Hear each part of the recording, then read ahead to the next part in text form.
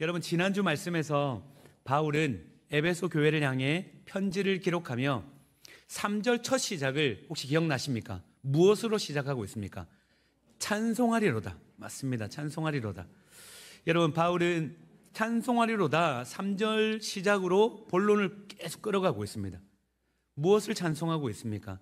성부 하나님께서 우리를 택하시고 부르시며 하늘의 모든 신령한 복을 이미 우리에게 주셨다. 이 놀라운 구원을 찬양하고 있습니다. 여러분, 그 택하심, 하늘의 놀라운 신령한 복을 주시기 위해 택하신 그 시점이 언제입니까? 창세 전입니다. 창세 전. 그 말은 우리의 어떠함, 공로, 자격, 조건 아무것도 보지 않고 그냥 받아주셨다는 말입니다. 여러분, 저와 여러분을 너무 잘 알지 않습니까? 우리가 우리 자신을 너무 잘 알지 않습니까? 조금만 무언가 내세울 것이 있어도 어떻습니까? 우리 성도님들은 안 그러신 것 같은데 저는 좀 그렇습니다. 누가 좀 봐주는 사람 없나? 이렇게 자꾸. 그래서 여러분, 우리의 본성은 자꾸 무언가 공로와 자격을 찾습니다. 그리고 그걸 알아주길 원한다는 것이죠. 여러분, 그러나 우리 주님은 우리의 자격, 조건 없이 그냥 부르셨습니다. 우리가 약하면 약한 대로, 연약하면 연약한 대로 그냥 아무것 보지 않고 택하셨다는 겁니다. 그러니 바울이 이 사실을 깨달으니 탄성이 나올 수밖에 없다는 것입니다. 은혜의 감격을 그는 그대로 고백하고 있습니다. 혼자 마음속에 갈무리하는 것이 아니라 드러내고 있습니다. 여러분, 은혜는 반드시 드러나게 되어 있습니다. 은혜를 받으면 겉으로 드러납니다. 어떤 식으로든 드러나게 되어 있습니다. 표정으로든 그리고 행동으로든 삶으로든 반드시 드러나게 되어 있습니다. 여러분, 바울은 그 은혜에 대한 감격을 찬송하고 난 후에 이제 오늘 본문인 7절부터 12절까지 여러분, 성부 하나님께서 계획하신 그 구원 사역을 성자 예수님께서 어떻게 받아서 우리에게 성취하시는지를 우리에게 보여주고 있습니다. 다시 말씀드립니다. 창세전에 계획하신 우리 성부 하나님의 그 계획을 이제 성자 하나님이신 예수님께서 받아서 성취하십니다. 그러면 그 성취가 어떻게 나타나고 있습니까? 오늘 본문 7절을 보겠습니다. 우리 7절 우리 한 목소리로 같이 읽겠습니다. 우리는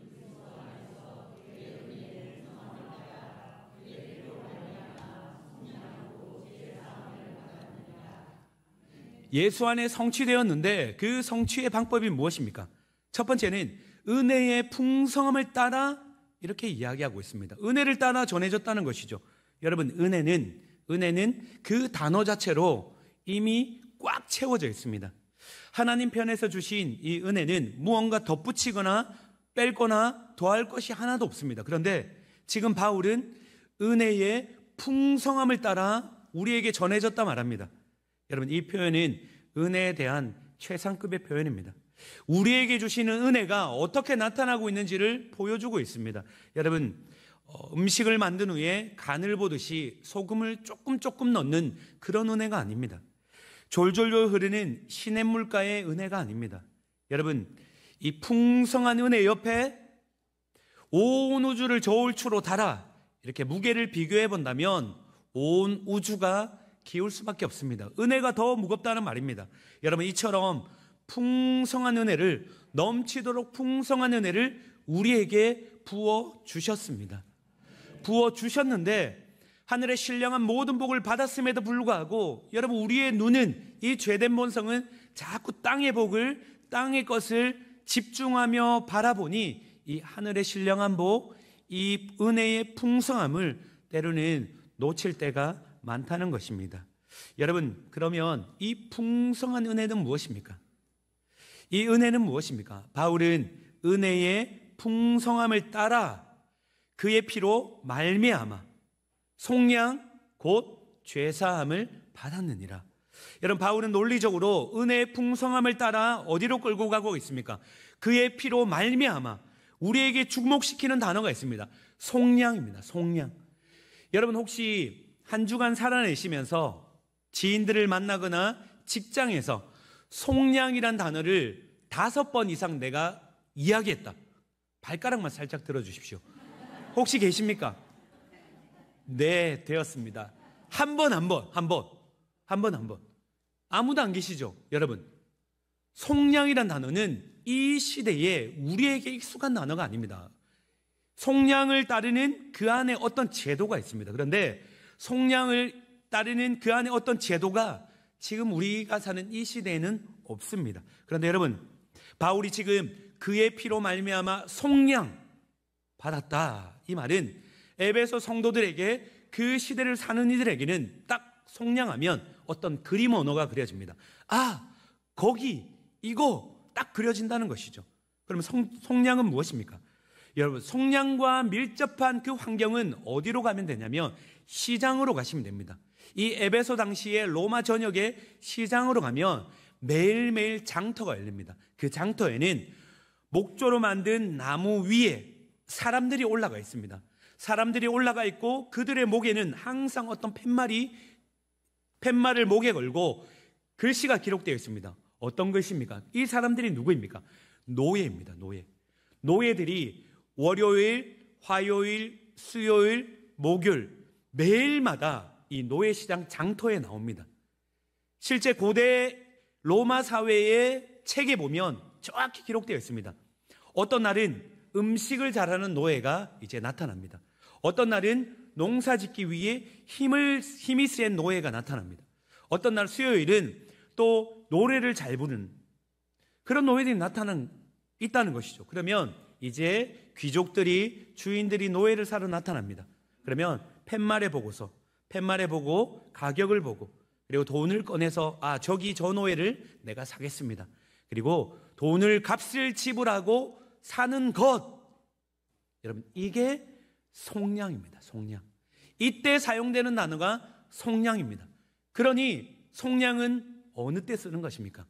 값을 지불하고 사는 것인데 이게 속량인데, 여러분 보십시오. 노예를 사서 주인이 다시 집에 데리러 가서 노예로 다시 부려먹으면 이거는 속량이 완성되지 않습니다.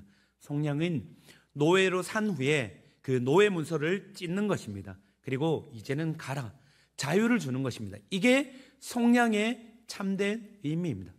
여러분, 당시에 어떤 누가 이렇게 하겠습니까? 노예가 필요해서 사러 갔는데, 노예는 가축입니다. 가축. 사람의 수에 들지 않습니다. 가축이고 주인의 소유인데, 그러니 노예를 사러 갔는데 누가 풀어주겠습니까? 자기의 재산이 손실되는데. 그런데 여러분, 그 속량의 사건이 오늘 우리에게 일어났다는 것입니다. 바울은 이 사실을 우리에게 정확히 드러내고 있습니다. 여러분, 그의 은혜의 피로 말미암아 속량받았다는 말은 우리도 노예 시장에서 우리도 팻말을 들고 그리고 무언가의 종이 되어 그렇게 살아갔다는 이야기를 우리에게 전해주고 있습니다. 여러분, 우리는 무엇의 종이 되었습니까? 우리의 삶은 무엇에 끌려다니는 인생이었습니까? 여러분, 우리의 삶은 죄의 종된 인생이었습니다. 바울은 그 의미를 로마서 3장 9절에 이렇게 이야기합니다. 3장 9절입니다. 우리 같이 읽겠습니다. 유대인이나 헬라인이나 다 죄 아래에 있다고 우리가 이미 선언하였느니라. 여러분, 우리가 지금 놓여 있는 위치가 어디입니까? 죄 아래에 있습니다. 여러분, 죄 아래에 있다는 것은 그 의미가 무엇입니까? 죄 아래에 있다는 것은 우리에게 무엇을 전해주고 있습니까? 죄의 권세 아래에 있다는 것입니다. 죄의 지배 아래에 있다는 것이죠. 그러니 여러분, 가만히 한번 세상 돌아가는 것을 잘 지켜보십시오. 사람들은 죄의 권세 아래에 있으니 이게 죄가 죄인 줄 모릅니다. 죄가 마음대로 여기저기 흔들고 다니니 죄가 죄인 줄 모른 채 죄를 짓고 끊임없이 죄 가운데서 그렇게 살아가고 있더라는 것입니다. 여러분, 우리도 다르지 않습니다. 우리가 무엇이 다릅니까? 온 인류가 다 죄 아래 놓여 있습니다. 죄의 힘을 이길 권세와 권능이 우리에겐 없습니다. 만약에 있었다면, 죄의 권세가 우리를 붙들고 있다면 여러분, 여기서 뒤집게 하면 됩니다. 우리가 힘이 있다면 뒤집어서 죄를 우리의 권세 아래 굴복시키면 됩니다. 그런데 그런 일은 전혀 없습니다. 우리가 알지 않습니까? 죄의 이 권세 아래. 그런데 이 죄는 그냥 가만히 두지 않습니다. 이리저리 끌고 다니다 그 특징이 우리를 비참한 삶으로 끌고 간다는 것입니다. 반드시 기쁨 없습니다. 죄에 눌릴수록 눌림이 찾아옵니다. 자유함이 하나도 없다는 것이죠. 여러분, 그래서 예수 그리스도께서 당신의 피로 값을 지불하고 우리를 자유케 하셨다는 것입니다. 속량하셨다는 말입니다. 값을 지불하셨는데 이 값이 얼마입니까? 1억, 10억, 100억이 아니라는 것이죠. 사도 바울은 속량 앞에 붙이는 단어가 있습니다. 그의 피로 말미암아. 그의 피는, 여러분, 예수님이 십자가에 달리실 때 로마 군병이 창으로 찔렀습니다. 그때 예수님의 피가 로마 군병의 피가 튀었습니다. 여러분, 근데 그 피로 말미암아 내가 속량받았다 그렇게 말합니까? 그렇지 않습니다. 이 그의 피로 말미암아, 이 말에는 생명이 담겼다는 말입니다. 생명을 주셨다는 말입니다. 여러분, 생명을 그냥 주신 게 아니죠. 어떻게 주셨습니까? 이 땅에 오셔서 온 몸을 다 빨가벗기신 채 수치를 다 당하시고 물과 피를 쏟으신 후 여러분 처참하게 십자가에 죽으셨습니다. 처참하게 십자가에 죽으셨는데 이유는 딱 하나, 우리를 속량하시기 위해, 속량, 값을 주고 사기 위해 생명 주셨다는 말입니다. 여러분, 이 은혜를 바울은 풍성한 은혜라고 말하고 있습니다. 풍성한 은혜. 그 은혜를 따라 예수 피 흘림으로 말미암아 생명을 주시고 우리에게 나타났다 말합니다. 그러니 여러분, 우리가 이 7절의 구절을 속량이란 이 단어를 들을 때 여러분, 우리의 영혼에 직면하면 우리가 어떻게 단지 그냥 감사합니다 예수님, 나를 구원해 주셔서 감사합니다. 여러분, 어떻게 이렇게 먼저 나올 수 있겠습니까? 이 반응으로 먼저 나갈 수 있겠습니까? 예, 물론 감사해야죠. 그런데 여러분, 이 감사 이전에 우리가 먼저 해야 할 반응이 있습니다.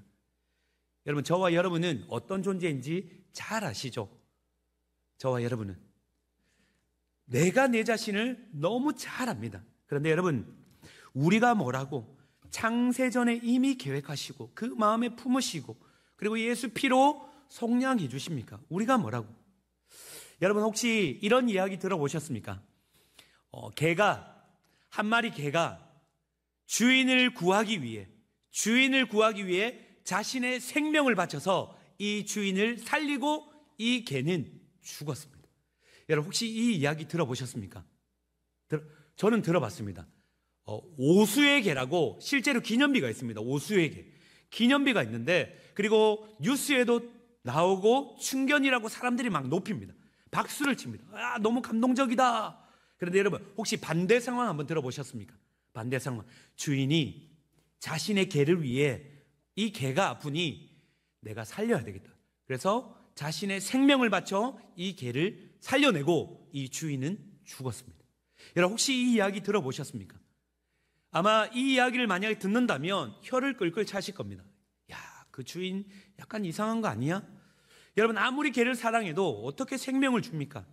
아직까지 저는 개를 위해, 아무리 개를 사랑해도 개를 위해 생명 준 주인은 제가 듣도 보도 못했습니다. 혹시나 그 소식을 제가 깜빡 못 들을 수 있으니까 들으신 분은 저에게 꼭 찾아와 주시고 알려주시기 바랍니다. 그러면 제가 다른 거는 못 드려도 사탕 하나는 드리도록 하겠습니다. 여러분, 없습니다. 없어. 어디에 있습니까? 그 이야기가 어디에 있습니까? 그런데 여러분, 사람들은 개가 주인을 위해 죽은 것 박수치며 감동적이다 말하지만 정작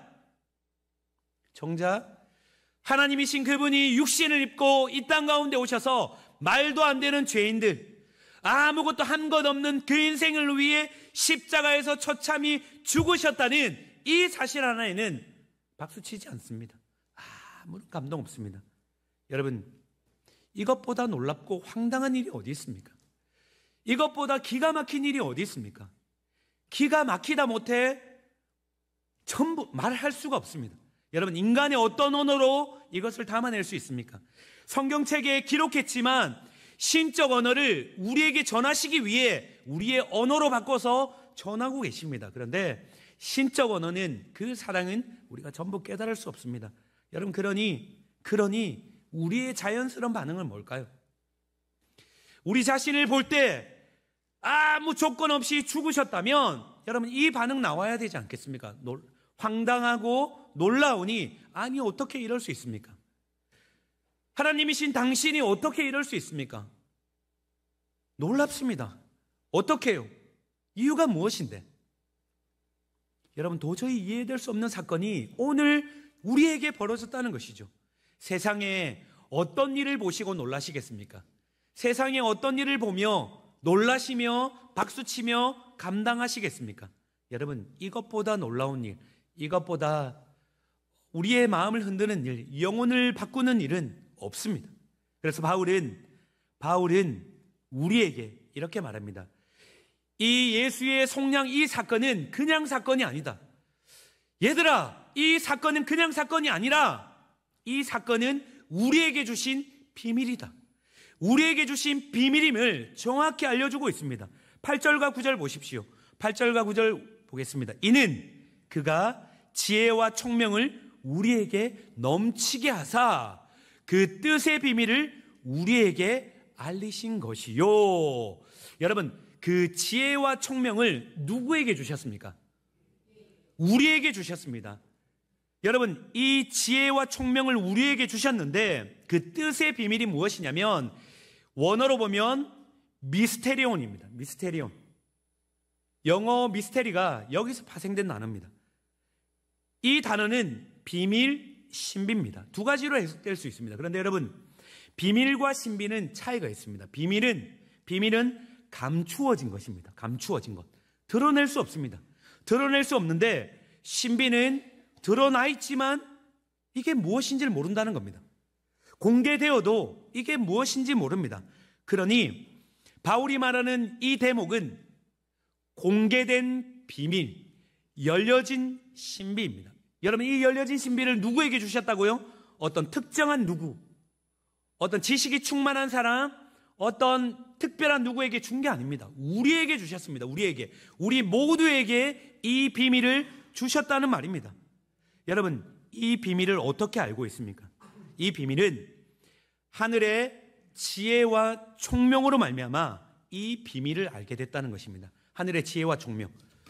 여러분 이 공개된 신비를 알게 하십니다. 그러면 이 신비는 무엇입니까? 이 비밀은 무엇입니까? 여러분 여기까지 잘 따라오고 계시죠? 잘 따라오고 계시죠? 감사합니다.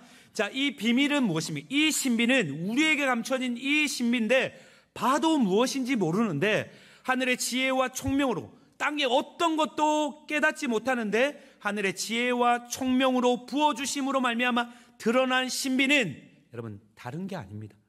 다른 게 아니라 예수 그리스도입니다. 여러분 예수 안에 감춰진 이 구원의 신비가 하나님의 창세전 그 계획하심이 예수 안에서 속량하심으로 말미암아 성취된 게 여러분 이게 비밀인데 여러분 이걸 우리가 하늘의 지혜와 총명으로 깨닫게 됐다는 것입니다. 그러면 묻겠습니다. 여러분 제가 한번 묻겠습니다.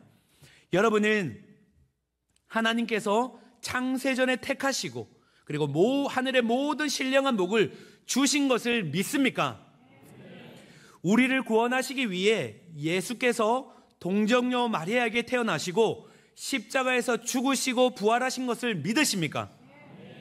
그러면 다시 묻겠습니다. 여러분 이게 어떻게 믿어지십니까?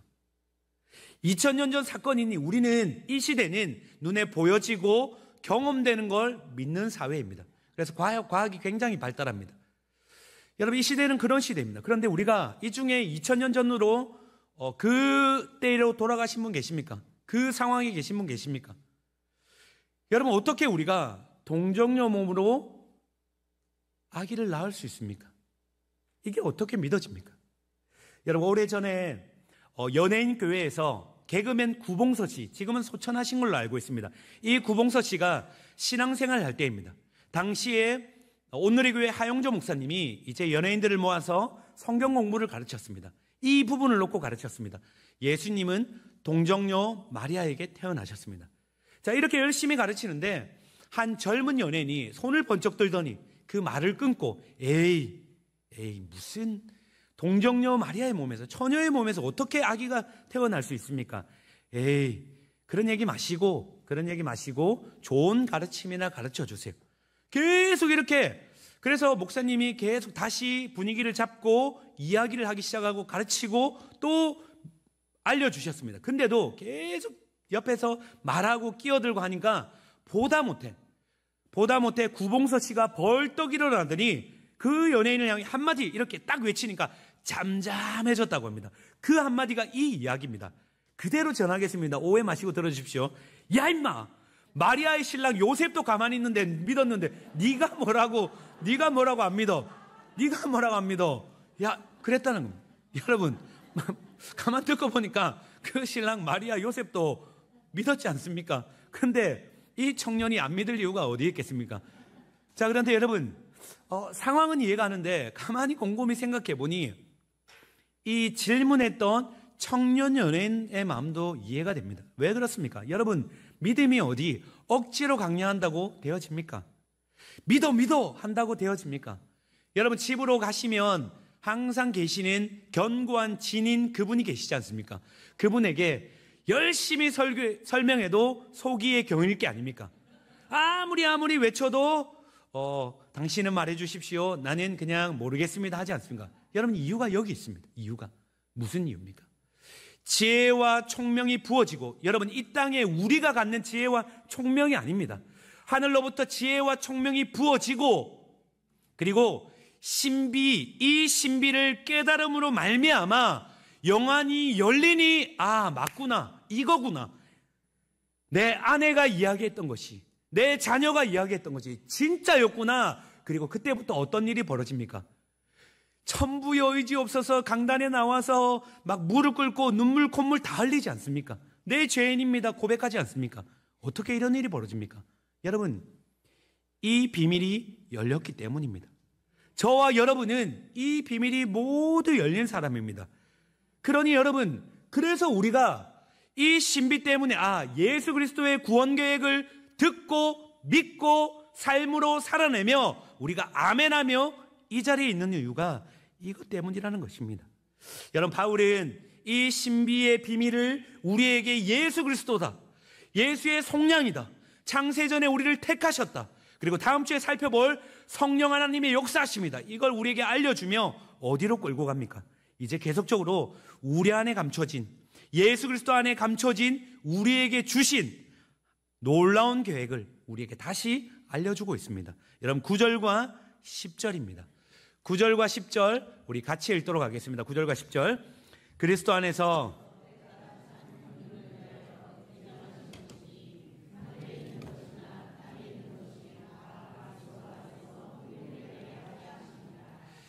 여러분, 잠깐만 띄워주십시오. 그리스도 안에서 하나님께서 때가 찬 경륜을 위하여 예정하신 것이니, 하나님의 완벽한 섭리 아래 그분은 온 우주를 통치하시고 다스리시며 자신의 계획을 완벽히 이루어가고 계십니다.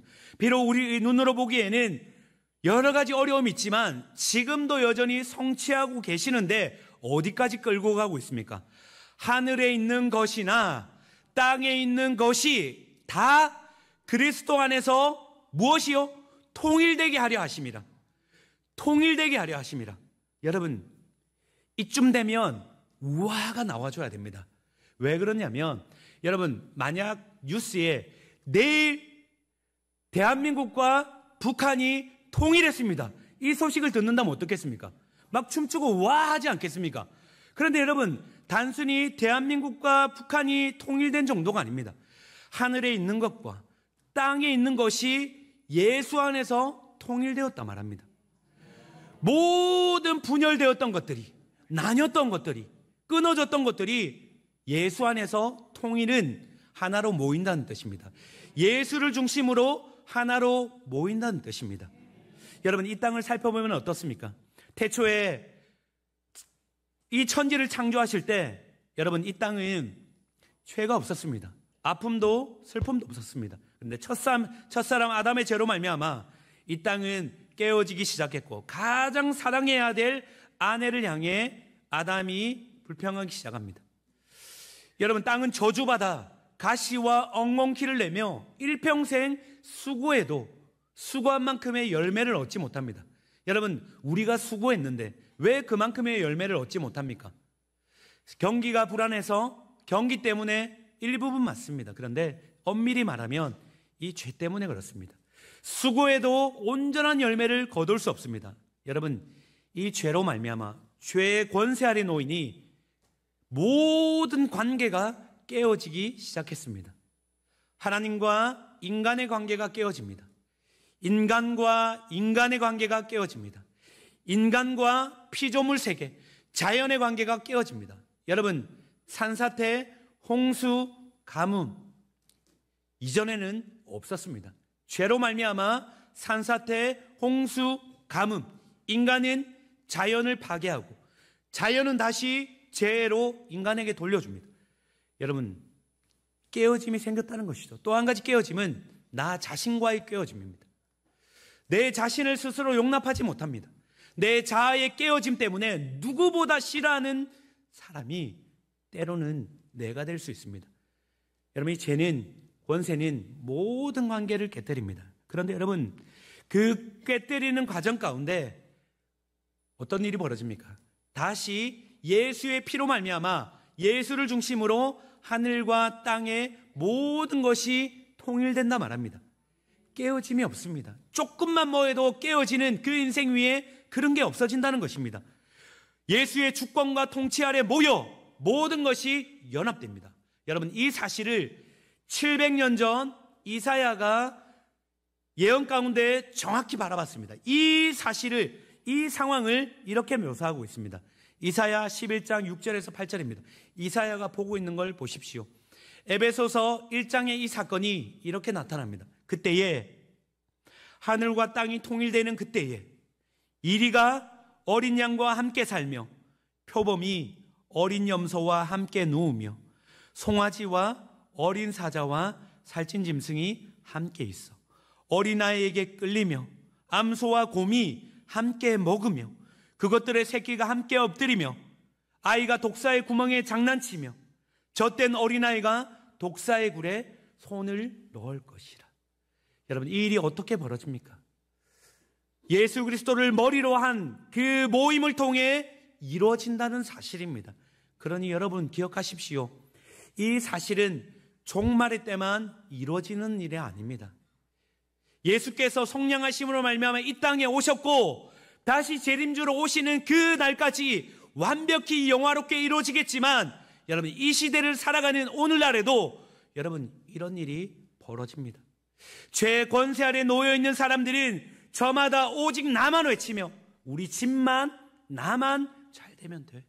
그렇게 외치며 그렇게 외치다 보니 무엇이 중요합니까? 빼앗아야 합니다. 내 것을 주장하고 드러내고 나타내고 빼앗아야 합니다. 그곳에는 반드시 분열이 있게 됩니다. 그런데 여러분, 예수로 모인 곳, 예수를 머리로 모인 곳, 그곳이 어디입니까? 교회입니다. 교회. 교회는 예수가 이 땅에 오심부터 종말의 때까지 끝까지 이어집니다. 그러니 오늘 교회는 여러분 이런 건물이 아닙니다. 예수를 머리로 한 성도들이 모여 무엇을 합니까? 예수 안에서 하늘과 땅이 통일된 것처럼 예수를 머리로 여러분 서로 연합하며 통일되는 것입니다.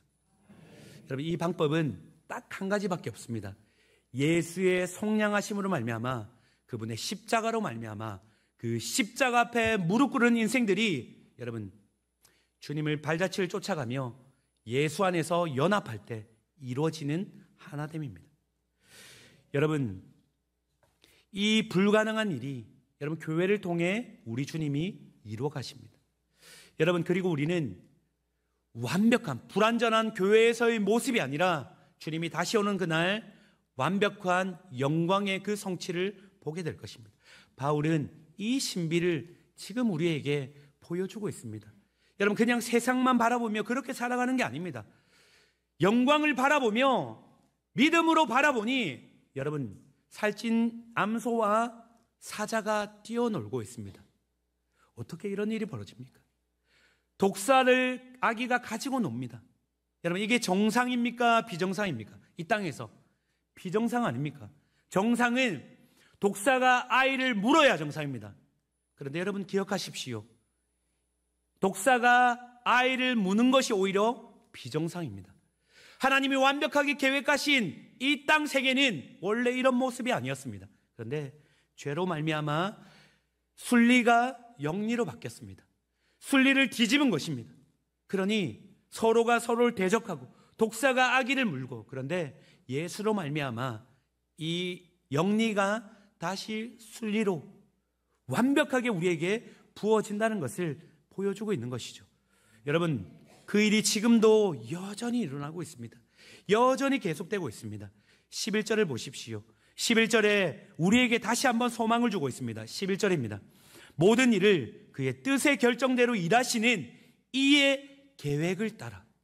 모든 일을 누구의 뜻 가운데? 우리 뜻이 아니라 그의 뜻의 결정대로 일하시는 이의 계획을 따라. 우리가 예정을 배워. 우리가 무엇이 되었습니까?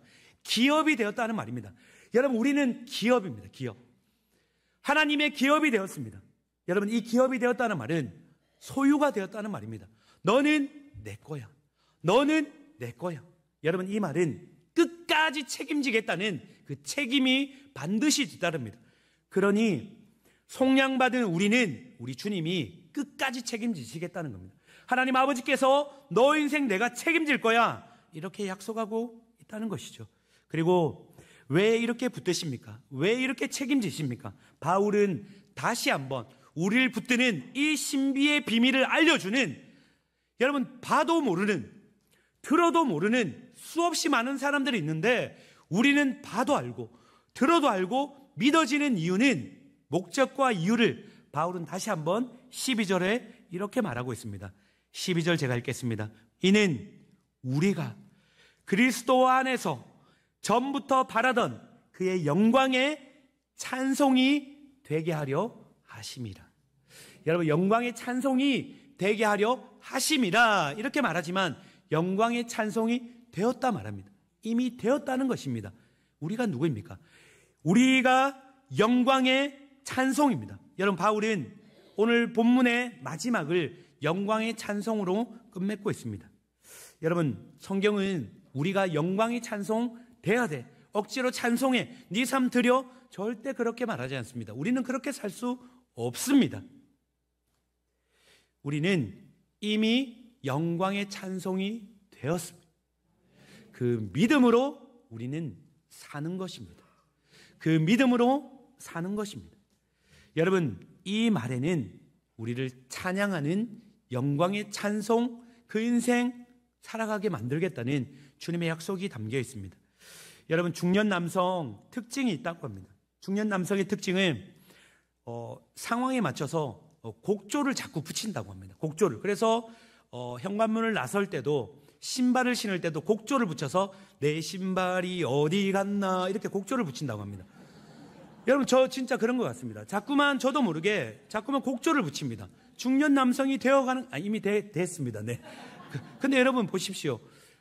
중년 남성도 곡조를 붙이며 그 나름대로의 그 어떤 상황들을, 삶을 기쁨으로 나가려고 했습니다. 그런데 여러분, 우리는 그 정도가 아닙니다.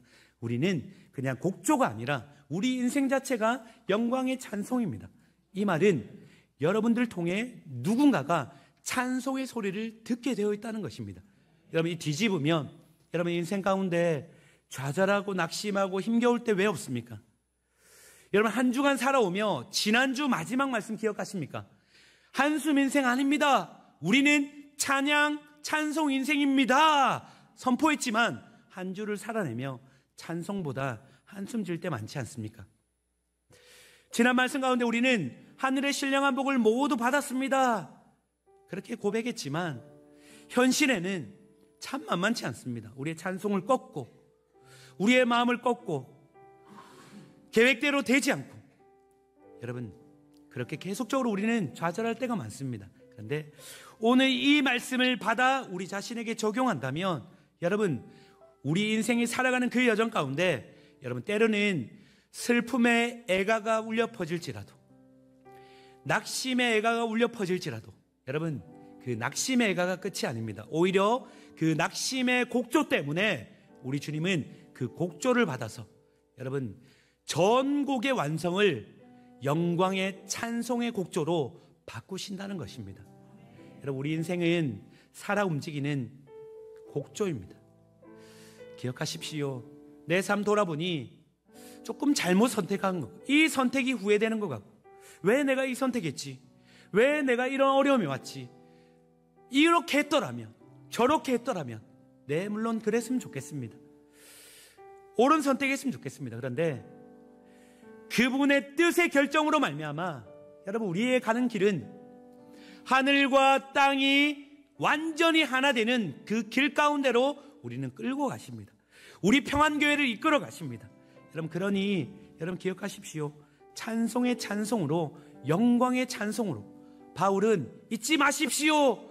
여러분, 지난주에 들으셨죠? 이번 주도 잊지 마십시오. 여러분은 영광의 찬송 인생입니다. 여러분, 다시 영광의 찬송으로 주님 앞에 올려드리십시다. 이렇게 고백하고 있습니다. 여러분, 눈을 들어 바울이 구원의 스케일을 보라는 것입니다. 구원의 스케일을 보십시오. 여러분, 단지 예수 믿고 그냥 내가 구원받아 천국 가는 것, 그게 전부 맞습니까? 그냥 이 죄인 구원받아 천국 가서 그냥 영원토록 사는 것, 여러분, 이게 구원의 전부입니까? 여러분, 바울은 그렇지 않다 말합니다. 구원의 스케일을 보십시오. 웅장하고 위대하고 장엄한 이 구원의 스케일을 제발 좀 보십시오. 그렇게 선포하고 있습니다. 그 자신이 감옥에 있으면서도 노래하고 있습니다. 그러니 여러분, 찬송이 나올 수밖에 없습니다. 여러분, 예수 그리스도의 피로 말미암아 우리는 속량 받았습니다. 속량. 여러분, 앞에 노예 이야기를 다시 한번 대입해 보겠습니다. 여러분, 죄의 권세 아래 우리가 목조 위에 놓여 있습니다. 팻말을 걸고 있습니다. 아무 할 수 없는 무기력한 비참한 인생 가운데 놓여져 있는 우리 위로 주님이 뚜벅뚜벅 걸어오십니다.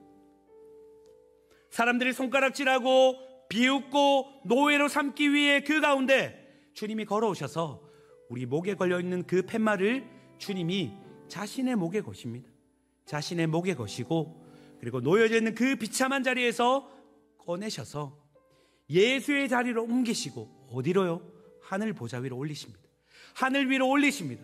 예수 안에 있는 그 자리로 하늘 위로 올리시고, 예수가 우리가 있는 죄의 자리에 앉으십니다. 그리고 그분이 하나님의 진노와 심판을 모두 다 받아내십니다. 하나님의 진노와 심판을, 저주를 다 받아내시고 다 이루었다. 무엇을요? 우리를 살리기 위한 속량, 값을 치르심을 이루셨다는 것입니다.